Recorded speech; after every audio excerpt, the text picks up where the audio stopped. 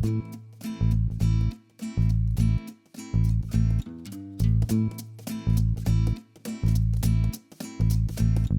morning, everyone.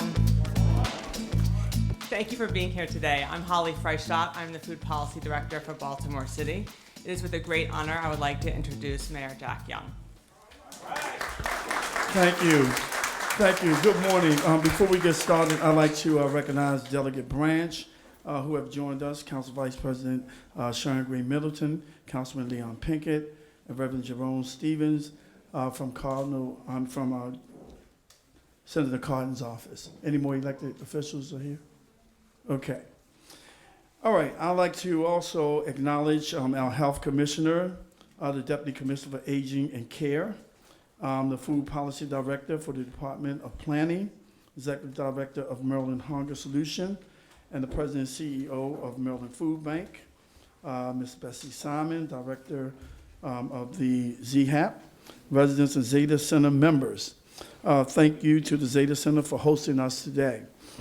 As co-chair of the United States Conference of Mayor Food Policy Task Force, yesterday we released a letter to the USDA in response to the latest proposed ruling that would restrict SNAP, otherwise known as food stamps. SNAP is proven to reduce food insecurity in the most vulnerable populations, help lift people out of poverty, and spur our local and regional economies. 70 mayors signed on to this letter with me to ask USDA to abandon these proposed changes because we know that the impacts of national policies are directly felt in our cities. The newest proposal to undermine SNAP comes in the form of limiting broad-based categorical eligibility. What that means is currently some households are eligible for SNAP because they participated in temporary assistance for needy families. USDA wants to restrict how people qualify through categorically eligibility and requires more people to go through the full application process. USDA say it is trying to close loopholes in this program, but it is using executive action to change the rules to reduce the number of people with limited resources who would qualify for SNAP benefits. This will also significantly increase the burden on our state agencies who sign people up for these programs, reducing their efficiencies and impact. Deliberate measures to reduce SNAP will only increase hunger and place additional burden on residents in our city and around the country who are already vulnerable. Here in Baltimore, 166,000 residents participate in SNAP each month. Approximately 15,000 people will no longer be eligible for SNAP because of the proposed changes to categorically eligibility. Further, by USDA's own admission, this policy change will disproportionately affect older adults who may have small retirement savings or a few $1,000s in assets in case of emergency. It's projected that nearly 2,900 households with seniors may lose benefits. I'll say that again. It is projected that nearly 2,900 households with seniors may lose benefits. These are many of our families where grandparents are taking care of their grandchildren and they will be forced to tap into their small savings to make ends meet. This policy also effectively keeps working poor families from getting their leg up, even when we know that SNAP lifts people from poverty. There are also significant ripple effects to this policy change that the federal administration has not acknowledged if SNAP participation drops. For food insecure children, receiving SNAP and getting free school lunch meals are linked to improved school performance, better health, and childhood development. Baltimore City Public Schools serve 90,000 meals a day, over 18 million meals a year at 172 schools. SNAP participation is the key basis for school meal reimbursement rates and poverty-based educational funding streams such as federal Title I funding and Maryland State compensation education. Lower SNAP rates means fewer resources for school meals and ultimately the elimination of universal free meal if the SNAP program is dropped. If this occurred, it could increase food insecurity and further exacerbate the impact of loss of SNAP food benefits to individual households. Additionally, fewer families in SNAP can result in less money for academics and school-based programming. SNAP is also an economic driver for supermarkets, small food retailers, and farmer markets in Baltimore City. This is especially true for food outlets in and near healthy food priority areas, many of which report the majority of their customers pay with SNAP. SNAP has a multiplier effect that bolsters the economy at large, and without it, Baltimore businesses will suffer. In June, I co-sponsored a USCM resolution to oppose other changes to SNAP related to able-bodied working adults. This month, we're talking about impacts on kids and seniors and the public charge rule that just went into effect for illegal immigrants. Undermining SNAP is now a trend, not a one-time change. Each of these proposals is harmful in its own right, but the cumulative effects have the potential to drop millions of households from the SNAP rolls and create confusion and distrust. And that is why I am in a leadership with Mayor Bowser of DC at the Conference of Mayors to pay attention to this incremental dismantling of SNAP and other programs that fight food insecurity. In the next 12 months, we also have the reauthorization of the Older American Act and Childhood Nutrition Reauthorization, which funds programs like Senior Eating Together, which we're doing here today, school meals, and WIC. With that, it is my great honor to introduce my Health Commissioner, Dr. Zarasa, who will discuss the health impacts on this proposed legislation.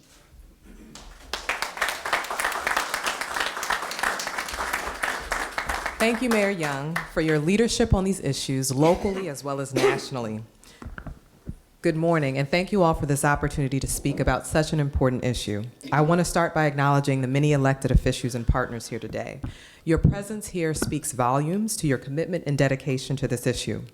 We're here today because, as Mayor Young said, a threat to SNAP is a threat to health and well-being of our children, our older adults, and our families as a whole. The proposed USDA rule will result in more than 3 million people losing their SNAP benefits nationally. Here in Baltimore, we estimate that 15,000 city residents will lose their benefits.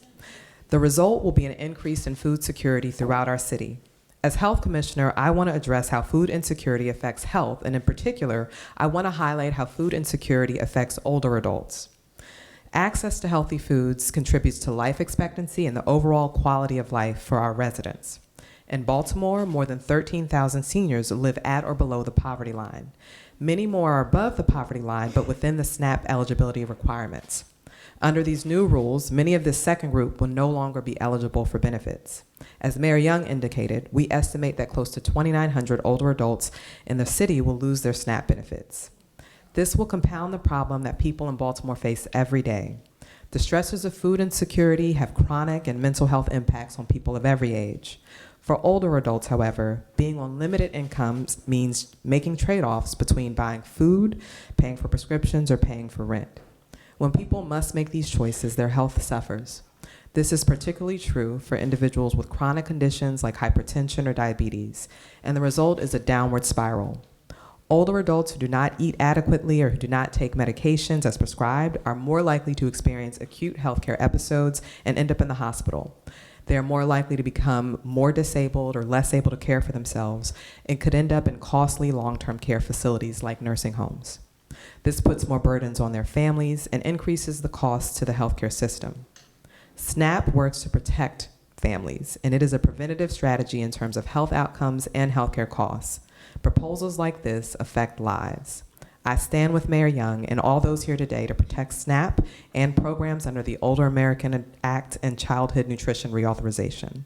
I now have the pleasure of introducing Betsy Simon, Acting Co-Chair of the Commission of Aging.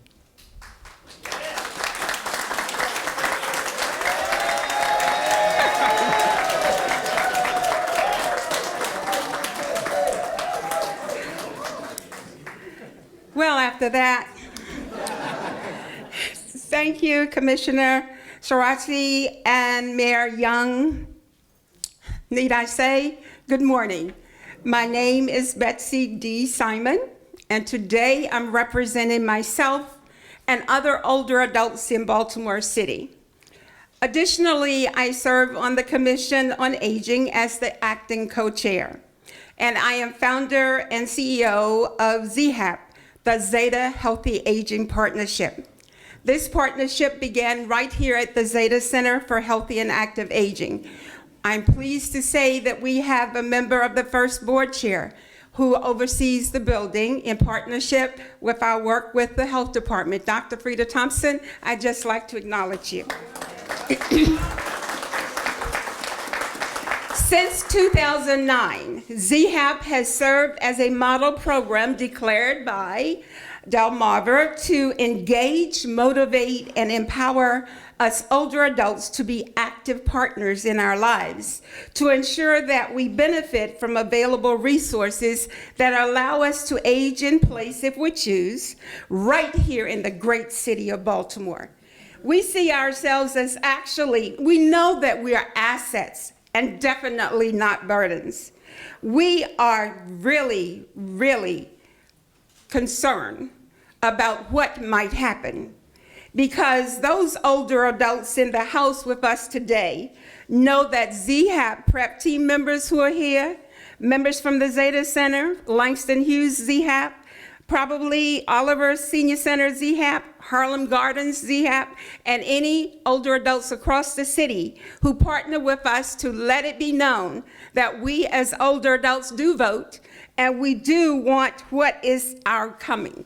Now, each and every one above 55 know that you're a part of this as well. Even those of you who are hiding but receiving monthly invites from AARP. You're here, right? My best supporter and advocate is Henry Simon, my husband, and always here. But we have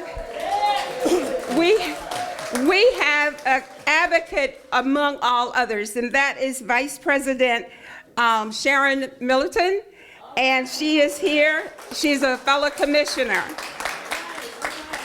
We applaud the work that our health commissioner and her team are doing through the Division of Aging led by Deputy Tang, Assistant Commissioner Maine, Chief Jose, and his center managers, like Nicole Braxton, who is here at the Zeta Center.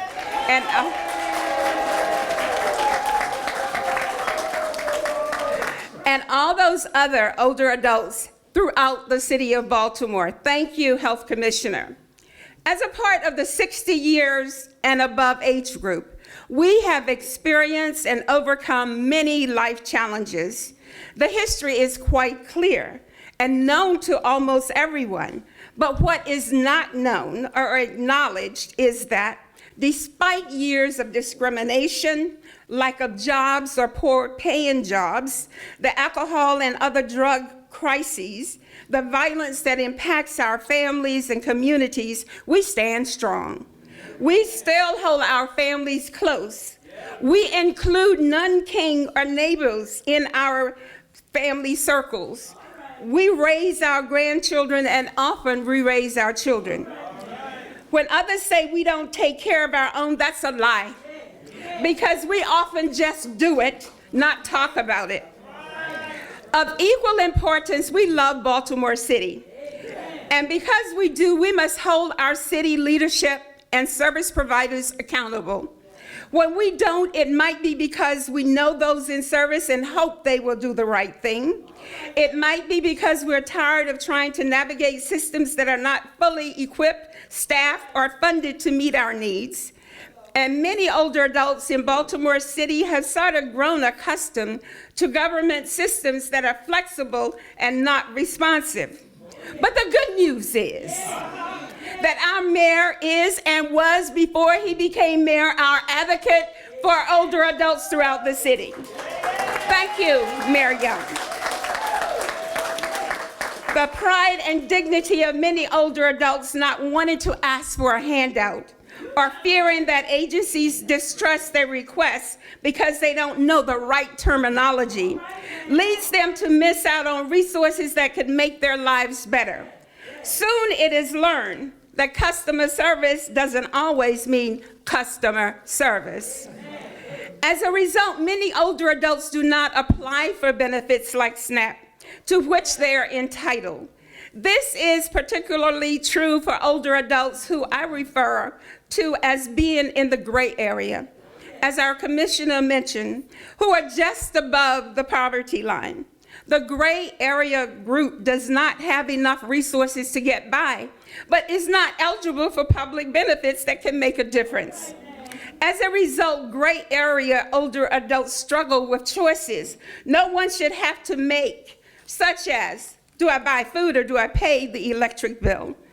Whether to cut my medications in half to make them go further, or whether I should pay for school supplies for a grandchild or pay the water bill. Now, why would you pay an electric bill or water bill or buy school supplies instead of your medicine and food? Well, I say to you, let those of us who listen to older adults tell you a story or two. All true. Had to cut my heart medication in half to last to the beginning of the month. Pay the water bill to avoid a penalty, but no food till I could find a food pantry close enough for me to get there. I can't use the bus. Often I can't take a cart on mobility. Taking the care of my grandson is important so that he is not wearing what others are not wearing, but he should be wearing, or be shamed on the first day of school. Or do I get those things that's on the required school list? Where do I get the money? I neglect myself, but I tell you what, the proposed changes to SNAP will make the lives of these gray area older adults even worse. The changes will tighten the income and asset standards for older and disabled applicants, resulting in thousands of older adults in Maryland losing SNAP eligibility. It will increase hunger and food insecurity in older adults' households, including homes where grandparents are raising grandchildren. These changes will result in decline in health and increased hospitalizations for a growing number of our older city residents. I stand with everyone here today, especially our mayor, the health commissioner, who have vowed to resist these new SNAP standards. The older adults of our city should not go hungry or face these cruel trade-offs. We have earned the right to live in a society with justice, dignity, and respect. Social justice and health equity for all, including older adults and their families, in our city, our state, and yes, our nation, must become non-negotiable.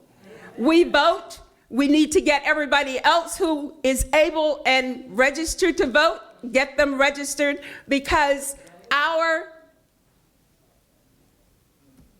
future is in our hands, and we count on leaders like our commissioner and like our mayor to tell us what we can do to make it right.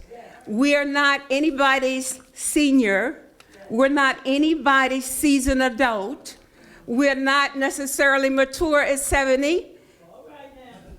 So we're not necessarily mature, but we want you to tell us how we can help to resist this that's about to happen. Thank you. Oh, yes.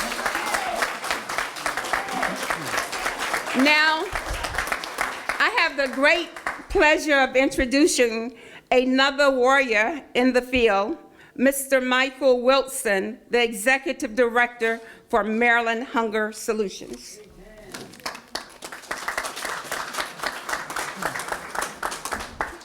Thank you very much. That is a hard act to follow.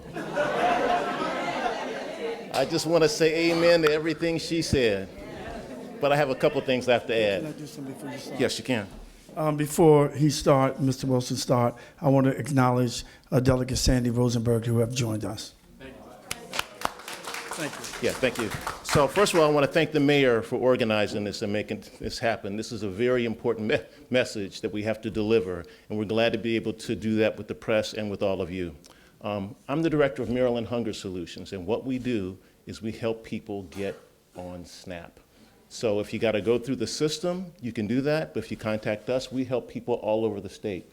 So talking about 15,000 people potentially losing their benefits in Baltimore City is critical.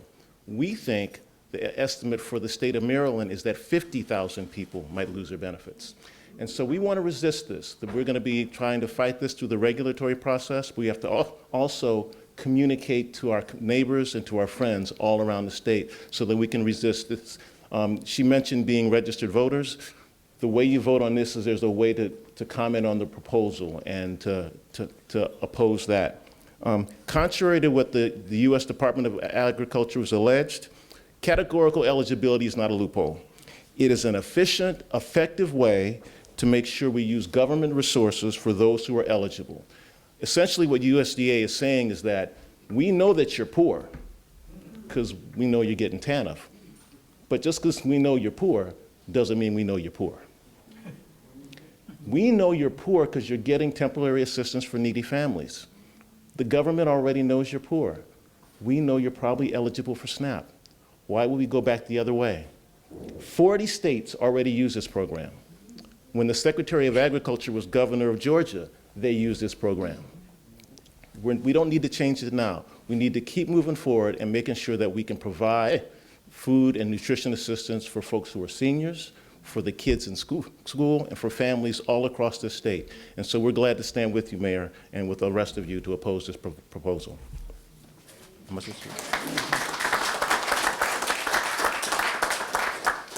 So thank you, everyone. This concludes our press event. Is there any questions? Who are these people that we are talking about who have an audacity to cut how we live and how we eat? Who are these people? Are they real people? Say, we're going to cut this, we're going to take this. Do they eat? It's an executive They order. cannot be older adults and expect for us to exist and do this and do that. I would like to know who they are. Who picked them to put in office? Because my vote is counting this coming season. And the other seniors, I'm going to beg that they get out. Find out who these people are. Find out why they have the audacity to take our food and take these plans from our children. We have earned it. And I